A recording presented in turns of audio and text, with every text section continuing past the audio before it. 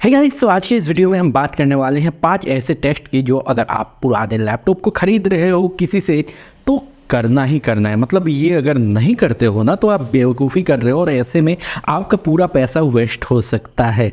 तो आज के इस वीडियो में ये 5 टेस्ट कैसे करना है, क्या टेस्ट है, सारा कुछ बताने वाला हूँ और इसके साथ साथ एक बोनस टिप भी रहने वाला है। तो एक भी टेस्ट स्किप मत करना, सारे टेस्ट के बारे में जान के रख लो और इसको बुकमार्क कर लेना इस वीडियो को, ताकि आगे अपने दोस्तों को भी फॉरवर्ड कर सको और वो भी जब लैपटॉप अगर सेकेंड हैंड खरीदते हैं तो उनको भी धोखा ना मिले, उनको भी एक सही प्रोडक्ट मिल पाए। तो चलिए विदाउट एनी फर्दर डिले शुरू कर देते हैं इस वीडियो को। तो दोस्तों आज के इस वीडियो को शुरू करेंगे हम अपने पहले टेस्ट से। ना हमारा जो पहला टेस्ट है वो है रैम टेस्ट। ना दोस्तों यूजुअली ये होता है कि आपको पता नहीं चल पाता कि कोई पुराना लैपटॉप अगर आप ख़रीद रहे हो तो उसका रैम किस पोजीशन में सही भी है कि नहीं, या उसमें कुछ फॉल्ट है। तो यहाँ पे एक विंडोज़ का मस्त टूल आ जाता है जिसको यूज़ करके आप पूरे रैम को टेस्ट कर सकते हो। और इसको यूज़ करने के लिए आपको सबसे पहले Windows+R की के कॉम्बिनेशन को प्रेस करना है और साथ में प्रेस करना है mdsched.exe और एंटर हिट करना है ना। जैसे ही ये आप कमांड लिख के एंटर हिट करते हो वैसे ही आपका पीसी रीस्टार्ट हो जाएगा और वैसे ही वो टेस्ट पूरा शुरू हो जाएगा ना। टेस्ट जैसे चलेगा थोड़ा टाइम लेगा, ओबियसली आपका रैम टेस्ट कर रहा है तो स्टेप बाय स्टेप ही करेगा, एक साथ ही इमीडिएटली हो नहीं जाएगा, तो थोड़ा टाइम लेगा। कंप्लीट होने के बाद इसका रिपोर्ट या तो आपके सामने आ जाएगा। अगर आपके स्क्रीन में पॉपअप हो जाता है तो फिर तो ठीक है, लेकिन अगर नहीं होता है तो आपको स्टार्ट बटन प्रेस करना है, वहाँ पे इवेंट व्यूअर सर्च करना है और उसके बाद विंडोज़ लॉग्स के अंदर जाना है सिस्टम के अंदर, और उसके बाद एक्शंस में फाइंड प्रेस करके मेमोरी डायग्नोस्टिक टाइप करना है। वहाँ पे आपको पूरा स्टेटस आपके रैम का दिख जाएगा और ऐसे में आप देख सकते हो इस लैपटॉप का रैम किस पोजीशन में है।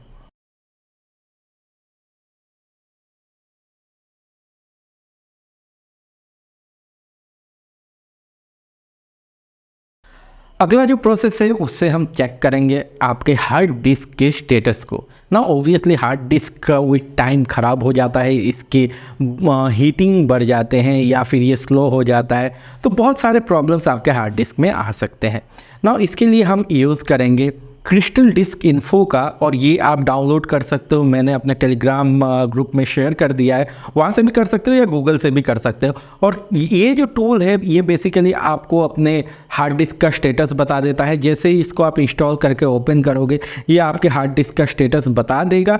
यहाँ पे बेसिकली होना चाहिए कि 50 डिग्री के रेंज में होना चाहिए टेम्परेचर हार्ड डिस्क का, और साथ ही साथ बाकी सारा इन्फॉर्मेशन आपको दिख जाएगा। तो यहाँ पे अगर कंडीशन, अगर हेल्थ स्टेटस गुड आता है तो ही आप ये समझना कि इसका हार्ड डिस्क इन्वेस्ट करने लायक है, या फिर आपको बहुत जल्दी हार्ड डिस्क एक बदलना पड़ सकता है इस लैपटॉप का। तो ऐसे में आप देख सकते हो कि इस लैपटॉप में आपको इन्वेस्ट करना चाहिए कि नहीं। अगर हार्ड डिस्क सही है तो करो, वरना भैया जाने दो। नाउ ये जो है ये पूरा इम्पॉर्टेंट है एक लैपटॉप में बैटरी लाइफ टेस्ट करना, कि आपका बैटरी जो है उसमें आखिर कितना लाइफ बचा हुआ है, वो आखिर अब कितना पावर देने के कैपेबल है। तो बेसिकली दोस्तों इसके लिए हमें बहुत ही सिंपल प्रोसेस को यूज़ करना है और आपको पता चल जाएगा अपने लैपटॉप के बैटरी का पूरा स्टेटस।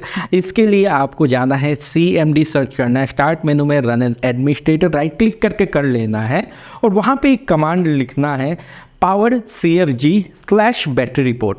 इसके बाद जैसे ही आप एंटर हिट करोगे तो ये जो रिपोर्ट है ये जनरेट हो जाएगा और लोकेशन आपको मिल जाएगा, जो कि होता है विंडोज़ का सिस्टम 32 के अंदर बैटरी रिपोर्ट .html फाइल बन के आ जाएगा। और इस फाइल को जैसे ही आप नेविगेट करके ओपन करोगे पूरा रिपोर्ट आ जाएगा। भाई साहब आपके बैटरी का कैपेसिटी कितना है, टोटल कितना बचा है, कितना मतलब प्रोवाइड करेगा ये पावर, इसका हेल्थ कैसा है, सारे कंडीशन आपको पता चल जाएंगे। तो ऐसे में बैटरी का काला चिट्टा आपके सामने खुल के आ जाएगा। और ऐसे में पुराने लैपटॉप को अगर आप खरीद रहे हो तो आपका बैटरी कंडीशन आप आराम से देख पाओगे।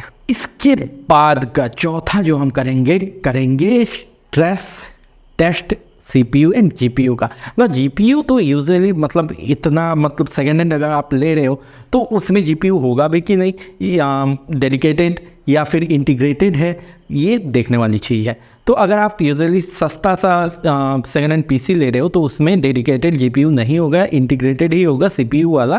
तो ऐसे में आप सीपीयू का ही सिर्फ टेस्ट कर सकते हो, जिसमें मैं यूज़ कर रहा हूँ सिनीबेंच का। और आपको अगर सीपीयू जीपीयू अलग अलग टेस्ट करने हैं तो बहुत सारे टूल्स आते हैं बेंचमार्किंग, जिनको यूज़ करके आप टेस्ट कर सकते हो। तो जैसे कि मैंने अपना सीपीयू किया है टेस्ट सिनीबेंच में, और इसमें बेसिकली क्या होगा, सीपीयू को पूरे पावर में रन किया जाएगा, एक इमेज जनरेट किया जाएगा, उसका प्रोसेसिंग स्पीड टेस्ट किया जाएगा, उसका एक स्कोर आएगा, और ऐसे में आप देख सकते हो कि आपका लैपटॉप जो है वो कितना हीट हो रहा है, उसमें कोई BSOD तो नहीं आ रहा है जब स्ट्रेस आ रहा है सीपीयू के ऊपर, या फिर सीपीयू सही कंडीशन में है, कितने पॉइंट्स का स्कोर लेके निकल रहा है, सीपीयू का क्लॉक स्पीड कम तो नहीं जा रहा है, थ्रोटल डाउन तो नहीं हो जा रहा है हीट जनरेशन के वजह से। तो ऐसे में सीपीयू का पूरा रिपोर्ट आपके सामने आ जाएगा बेंचमार्किंग टूल्स को यूज़ करके, और ऐसे में आपका लैपटॉप का कंडीशन सही है कि नहीं वो आपको पता चल जाएगा। अगला जो हम करेंगे वो करेंगे हम टेस्ट सीपीयू का लोड कितना आ रहा है नॉर्मल प्रोसेसेस को रन करने में। नाउ ये दोस्तों क्या है, इसको देखने के लिए हम बेसिकली जो नॉर्मल इवेंट व्यूअर है ना, टास्क मैनेजर है, नॉर्मल टास्क मैनेजर है, उसमें ही जाके हम आराम से परफॉर्मेंस टैब के अंडर में आराम से देख सकते हैं कि सीपीयू हमारा कितना यूटिलाइज हो रहा है नॉर्मल प्रोसेसेस को शुरू करने में, रैम कितना यूटिलाइज हो रहा है, हार्ड डिस्क कितना यूटिलाइज हो रहा है, और जीपीयू कितना यूटिलाइज हो रहा है। तो ऐसे में आप चेक कर सकते हो वर्ड, एक्सेल, पावर पॉइंट, इन सारी चीज़ों को खोल के ओपन करके कि सीपीयू कितना यूटिलाइज हो रहा है, कितनी गीगाहर्ट्ज़ तक रीच कर रहा है, सीपीयू का क्लॉक स्पीड 100% यूटिलाइज तो नहीं हो रहा है, मतलब थ्रोटल डाउन तो नहीं हो रहा है, क्लॉक स्पीड हीट जनरेट तो नहीं हो रहा, बहुत सारी चीज़ों को आप चेक कर सकते हो, रैम कितना यूटिलाइज हो रहा है।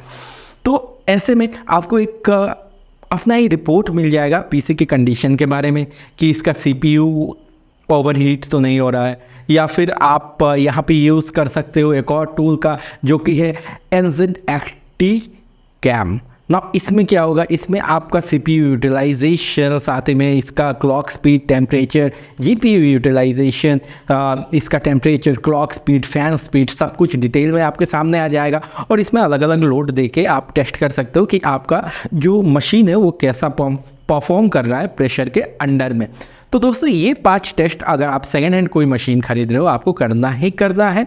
और बोनस जो मैंने कहा था, तो बोनस अगर आप कोई लैपटॉप खरीद रहे हो सेकेंड हैंड, अगर आपका इच्छा है कि विंडोज़ 11 चलाना है तो कंपेटेबिलिटी चेकर को यूज़ करके चेक कर लेना कि विंडोज़ 11 काम कर रहा है, मतलब काम इंस्टॉल हो जाएगा कि नहीं होगा अगर उसमें विंडोज़ 10 है, और या फिर विंडोज़ 10 से भी अगर आपका काम चल जा रहा है तो ओबियसली ये करने की ज़रूरत नहीं है। और साथ में सारे पोर्ट्स और वेबकैम को चेक कर लेना कि ये 2 चीज़ें काम कर रहे हैं कि नहीं। ओबियसली सारे पोर्ट्स को कैसे चेक करोगे, तो डेफिनेटली उसमें पेन ड्राइव लगा के चेक कर सकते हो, या फिर अगर टाइप सी पोर्ट है तो टाइप सी से आप अपने फ़ोन को कनेक्ट करके चेक कर सकते हो, USB हब को कनेक्ट करके चेक कर सकते हो। ये सारी चीज़ें बेसिक चेक कर लेना, और साथ ही साथ चेक कर लेना कि वेबकैम का परफॉर्मेंस कैसा है, माइक का परफॉर्मेंस कैसा है, उसके लिए आप वॉइस रिकॉर्डर का इस्तेमाल कर सकते हो। तो ऐसे में आप जो लैपटॉप खरीदोगे उसका आप 100% एश्योरेंस दे सकते हो कि भैया हाँ ये परफेक्ट है, इसमें मैं काम कर सकता हूँ, लोड दे सकता हूँ, और इसमें काम करूँगा तो कोई प्रॉब्लम नहीं आएगा।